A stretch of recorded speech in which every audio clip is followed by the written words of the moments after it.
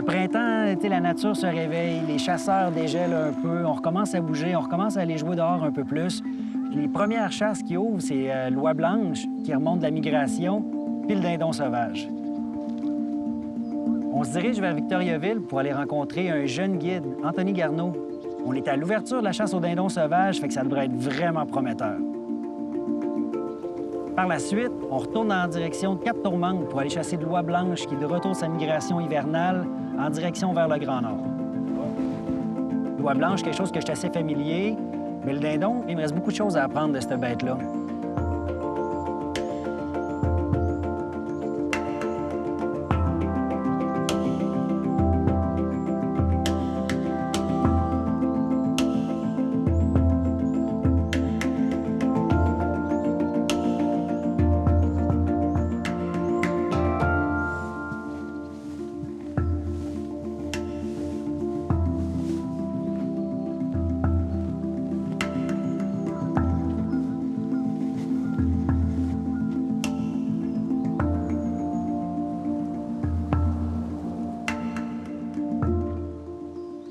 Bien, je chasse depuis que j'ai l'âge légal de chasser, depuis que j'ai 12 ans.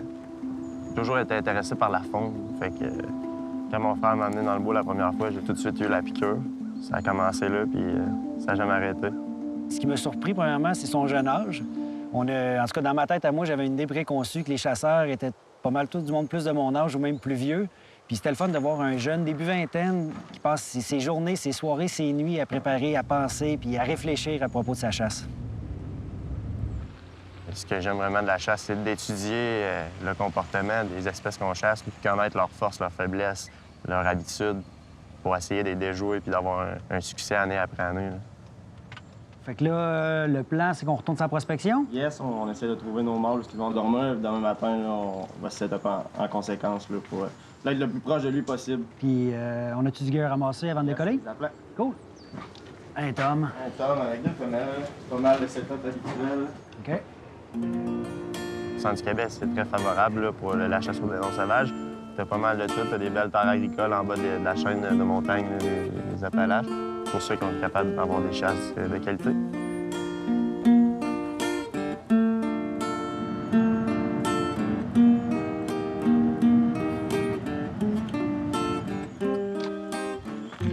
Hey, salut Frank! Hey, bon matin, Tony. Bon matin, ça va? Très bien, toi? Yes. La chasse au dindon sauvage, c'est vraiment trippant. Tu te lèves à 3 h du matin, il n'y a pas de bruit dans le bois, les grenouilles commencent à crier, les oiseaux en même temps. Étant donné que le dindon, il a vraiment une bonne vue, là, moi, ce que j'aime bien, c'est de rentrer super tôt le matin parce que je m'approche de lui énormément. Si je veux m'installer à 100 mètres, il faut qu'il fasse noir. T'sais.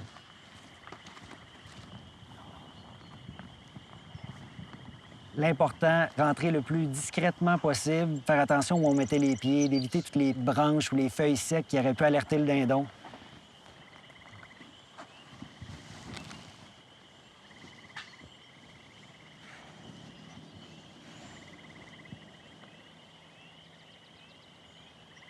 On s'installe tranquillement, on fait attention, on met nos appelants, on s'assied, là, on attend juste que le jour se lève, que l'action commence.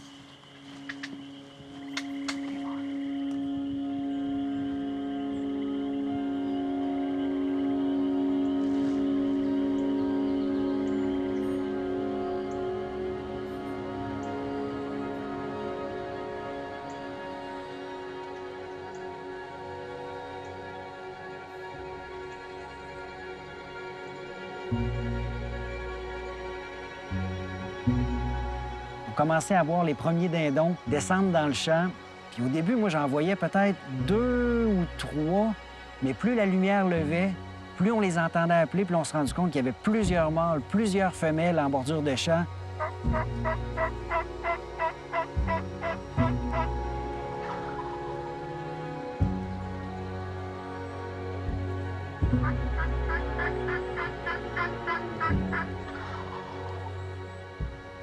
À la chasse aux dindons sauvages, on a le droit de prélever seulement les dindons portant une barbe. Les mâles qu'on appelle les jakes ou les toms là, sont ceux qui ont des barbes. Le jake a vraiment une petite barbe puis peu ou pas d'ergot sur les pattes. Puis le tom, il a vraiment là, une barbe là, de 7, 8, 10 pouces là, en montant avec vraiment des ergots plus pointus, beaucoup plus massifs. Là. il a sorti 4 hommes avec 4 femelles. J'avais quand même une interaction avec eux autres. Ils me répondaient, mais tu voyais qu'ils étaient vraiment intéressés par leurs femelles. Ça arrive presque jamais d'avoir 4 mâles matures parce qu'ils sont quand même territoriaux. Ils protègent leurs femelles. Vu qu'on est dans le rut, quand le mâle est avec sa femelle, il va vraiment être avec 100 du temps. Fait que c'est vraiment difficile de faire décrocher le mâle de sa femelle. L'idéal pour le chasseur, c'est d'arriver dans un secteur que les femelles ne sont pas avec les mâles. Là, c'est vraiment plus facile là, de faire venir aux appels. Malgré le temps qu'on a passé dans le champ, malgré les appels d'Anthony, les dindons, ils sont pas venus assez proches. Ils sont restés juste un petit peu trop loin. Puis on tirait pas s'ils n'étaient pas dans une portée de tir responsable. Parce qu'on peut pas se mettre à tirer sur des bêtes si on n'est pas sûr de porter un coup mortel. C'est ce qui est arrivé, malheureusement. On a eu un spectacle incroyable, mais les mâles nous ont déjoué ceux-là. Ils sont plus futés qu'on pense. On retrouve toute cette faune-là, toute cette activité-là, tellement proche des centres urbains dans lesquels on vit, c'est vraiment surprenant. Avec l'expérience que j'ai vécue avec Anthony, c'est certain que je vais revenir chasser le dindon à Victoriaville.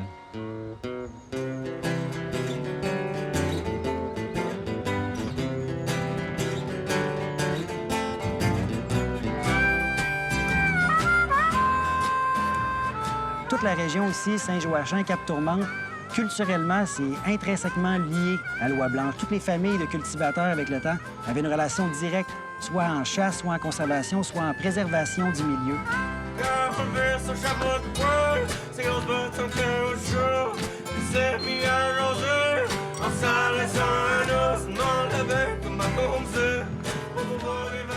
Bonjour. Bonjour, M. Matt. Soyez les bienvenus. Bien. Vous êtes dans mon antre.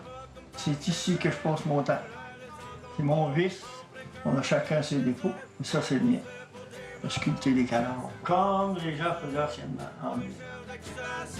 Monsieur Matt, malgré qu'il ne soit plus un chasseur actif, il y a toute comme une espèce de banque de savoir qui est concentrée dans son petit local, qui regorge d'histoire. À un moment donné, je vois arriver la madame, elle me dit, tu sais, un tel, là, ben, il est mort. Il t'aimait bien quand tu chassais avec. C'est comme ça que vous avez accumulé votre collection, Tranquillement, tranquillement, pièce par pièce. Quand vous regardez votre collection, en fait, là, vous voyez tous les gens que vous avez rencontrés, tous les souvenirs. Oui, puis je ne l'ai jamais acheté. C'est toujours des échanges ou des sociabilités.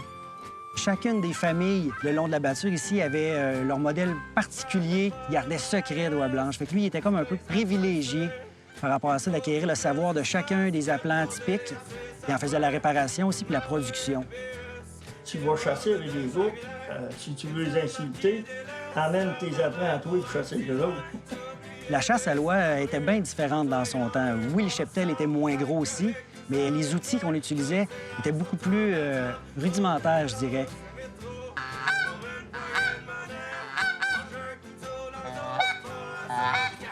Tu laisses des silences, là, ils cherchent. Le temps, mais le printemps, souviens-toi, t'as rien que les doigts que tu as le droit de chasser. Tout à fait. On va te souhaiter une bonne chasse. Je vous remercie beaucoup, M. Matt. Après cette rencontre-là, j'étais vraiment motivé. Là. J'avais toute l'info que j'avais de besoin. J'avais vu des oies voler autour de moi toute la journée, les entendre crier, se poser de proche. Mon chum James s'en venait me rejoindre. La chasse allait commencer. On était prêts.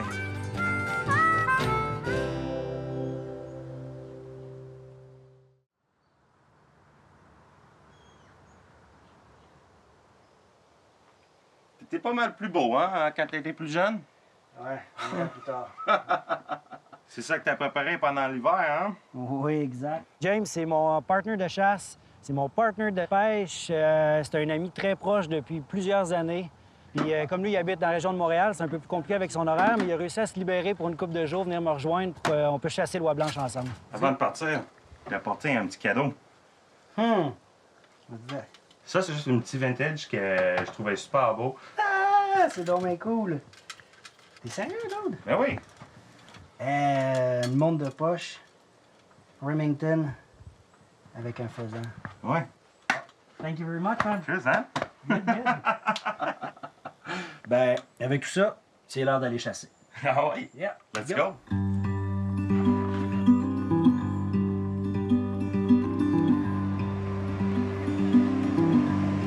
Hey James, le resto, comment ça va, là? Prochainement, c'est notre haute saison. Dans mon domaine de la restauration, on fait des longues heures. C'est satisfaisant, Mais de sortir un peu de ce monde-là pendant quelques jours, même quelques heures des fois, ça fait extrêmement du bien.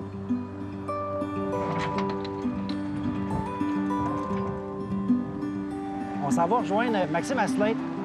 C'est un jeune guide de la région de Québec.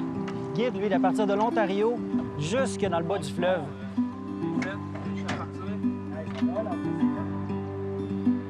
C'est ici que j'ai commencé à chasser quand j'étais jeune avant d'aller à l'école. J'allais chasser le canard juste là. Des fois, le Loi Blanche aussi. Mon père m'a initié quelques fois, mais aussitôt que j'avais le droit d'y aller tout seul, c'est là que ça a un petit peu explosé, la passion. C'est devenu exponentiel. Quand même un super terrain de jeu, hein? Exactement.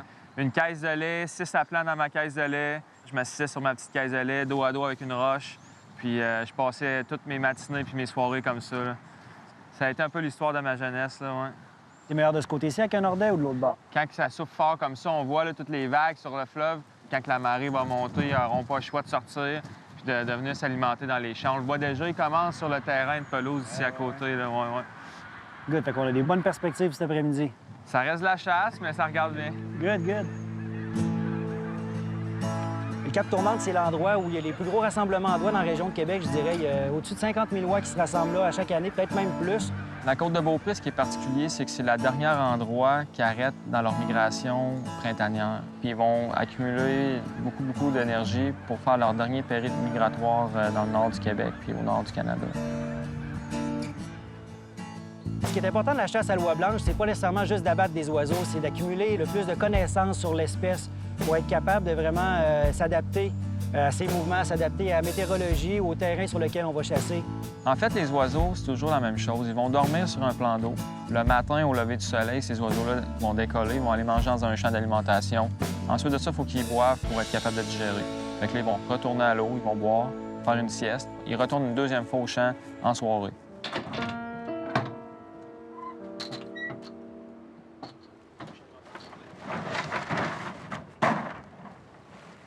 Quand on a localisé un champ qui est prometteur, disons, bien là, c'est tout le déploiement de l'équipement, que ce soit les appelants, que ce soit la cache. Pas une canne à pêche, hein? Non, puis ça se tient moins bien, pas mal. Pour avoir du succès, en fait, c'est d'être bien caché, d'avoir des appelants qui sont réalistes, beaucoup de postures différentes, du mouvement, puis un son dans un corps électronique qui se démarque des autres. Dans le but de toujours améliorer nos chasses, d'être capable de déjouer le gibier, un peu comme un saumonnier va monter ses mouches d'une manière différente, bien, j'ai décidé d'exploiter un peu les sons. Au Québec, la majorité des gens utilisent les mêmes enregistrements, ce qui fait en sorte que les oiseaux reconnaissent les sons. Il a passé des jours et des jours à recueillir puis à échantillonner des appels d'oies, des cris d'oies particuliers, puis il a monté des bandes sonores pour avoir des cris exclusifs. Puis avec des essais-erreurs, j'ai essayé ces sons-là sur des oies vivantes. Puis quand mes sons marchaient, bien là, je les sélectionnais pour monter des trames avec juste des sons qui fonctionnent. Sa détermination, son dévouement à aller chercher le petit edge qu'il pourrait avoir sur les autres chasseurs m'a vraiment, moi, sidéré. J'avais jamais même pensé à faire ça. Le premier critère à l'oie blanche qu'il faut faire attention, c'est vraiment la cache.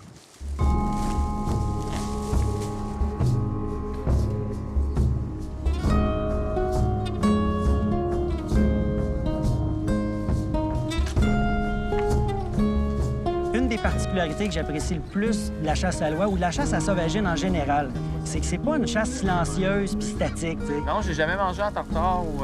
Je mange beaucoup de tartare de viande sauvage, du cerf, l'orignal. On peut parler tant qu'il n'y a pas d'oiseaux qui sont là. Pas comme la chasse au chevreuil où il faut vraiment avoir beaucoup de silence. Peut-être aussi prendre une oie juvénile. Ces petits moments-là sont tellement précieux, même s'il manque un peu d'oiseaux. Fait que Max, là, ça fait quoi, une couple d'heures qu'on est ici? Moi, j'ai le doigt qui me démange, là. Attends-tu qu'on aille tirer un peu de pigeon d'argent? Oh, ouais, ben là, je pense que ça ne rebougera pas, là. Les oiseaux sont retournés au fleuve boire, là. Mais je connais pas très bien Max, mais si j'avais à mettre de l'argent là-dessus, je gagerais son Max. Roche, papier, ciseaux. Start.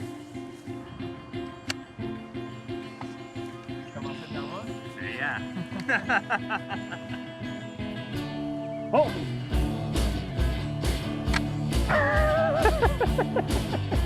Ça commence mal, là.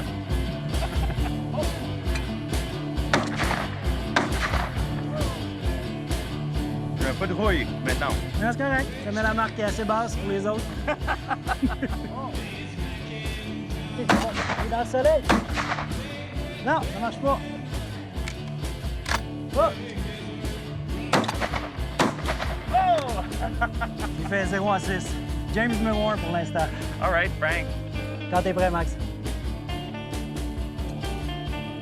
Oh! Job 1 à 1 pour Max. Ah oui, là.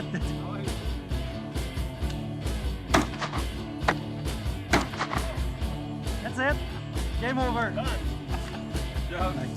Right on.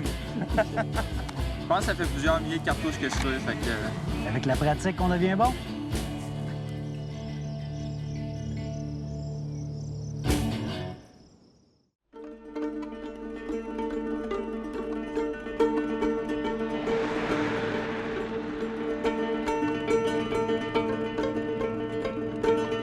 Après avoir passé cette première journée-là, ça a été dérouillé, tiré quelques cartouches, Max nous a proposé un plan pour la journée suivante. On s'en allait à l'île d'Orléans. Par contre, ce qu'il y a de particulier là-bas, dû au vent puis à l'heure des marées, il fallait rentrer super tôt le matin. Il fallait se dépêcher pour aller s'installer pour la chasse.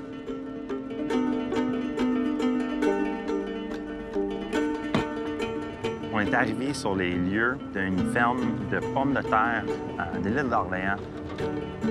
Les oies font beaucoup de dommages aux terres là, au printemps, fait que les fermiers sont contents de nous voir. On entretient une bonne relation avec eux autres aussi. Surtout au printemps, quand ils mettent ses semis dans la terre. Sinon, les oies ils rentrent là-dedans et ils mangent tout. C'est une belle synergie, dans le fond. Là. Nous, on est capable d'aller les chasser pour diminuer l'impact négatif que ça a à leur culture. C'est vraiment un win-win pour tout le monde.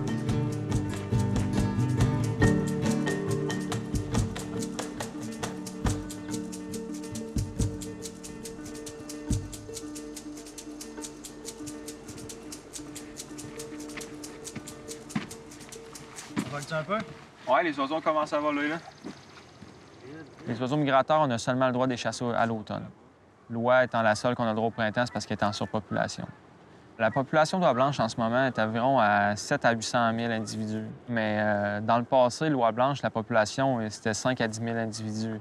Là, le gouvernement a instauré des mesures de conservation. Puis là, il y a eu une explosion démographique là, à partir de là. Ouais, on y va-tu? Yes. Let's go. Ce qui a été l'événement déclencheur, c'est quand l'oie a commencé à s'alimenter dans les terres agricoles. La problématique, c'est vraiment dans le nord du Québec où ce qui niche, l'habitat n'est pas aussi gros, puis il détruit tout. Donc, c'est un peu aussi notre responsabilité de contrôler cette population-là pour diminuer les dommages que l'oiseau fait à d'autres espèces qui est un petit peu notre faute d'une certaine manière.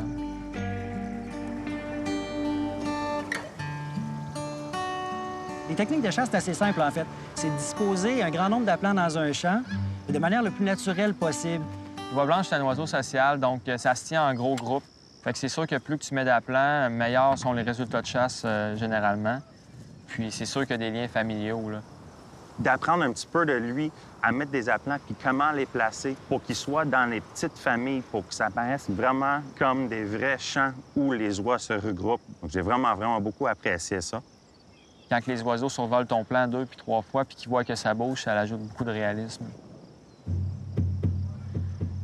Ça rentre. OK. Ça vole, ça vole, ça vole, ça vole. Juste là.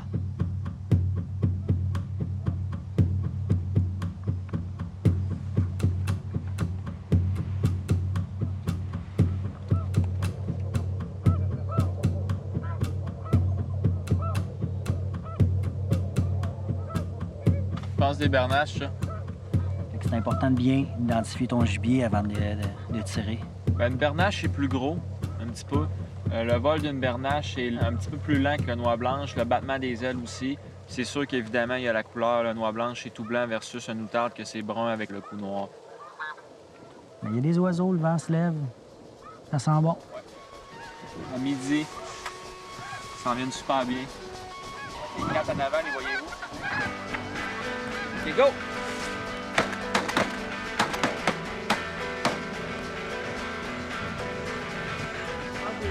Good job. Jimmy, t'en as eu une autre? Ouais. Nice job, boys. On a suivi les conseils du guide, on s'est bien placé. Fait plusieurs oies au sol. Super bon, en tout cas. Très chaud.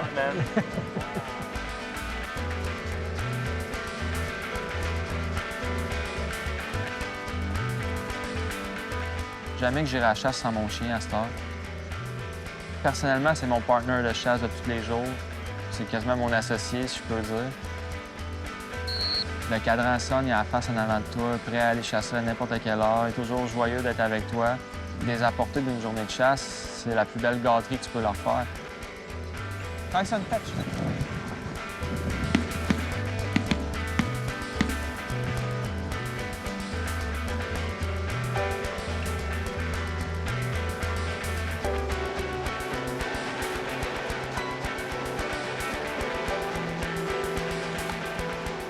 La chasse à l'oie blanche, tu peux attendre pendant des heures, il ne se passe rien.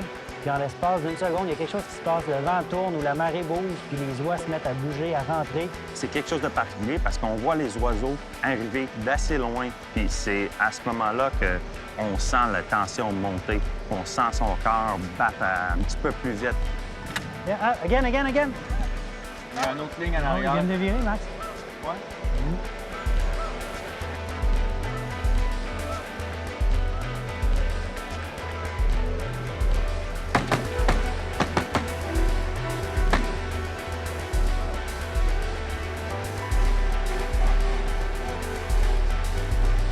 OK. T'es prêt, Frank? Yes. OK, go!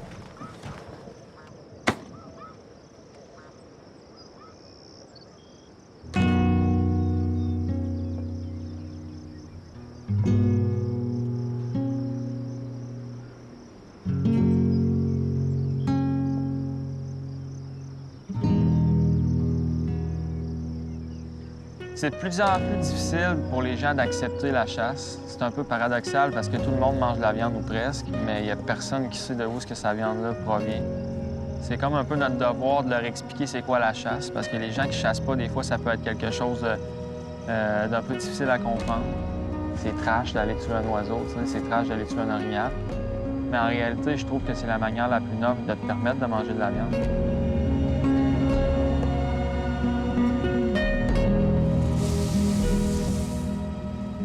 Moi, j'adore la viande sauvage. Je travaille avec une équipe qui sont des experts à travailler avec des viandes un peu différentes.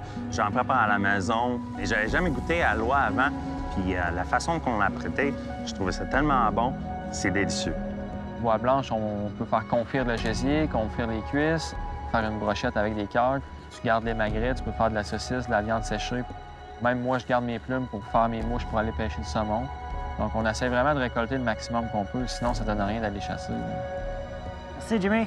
Un bon sandwich. Le fait de récolter de la viande de super bonne qualité, bien, c'est une occasion parfaite justement pour partager, que ce soit avec ma famille ou avec mes amis chasseurs, établir un contact et un échange social qui tourne autour d'un gibier de chasse.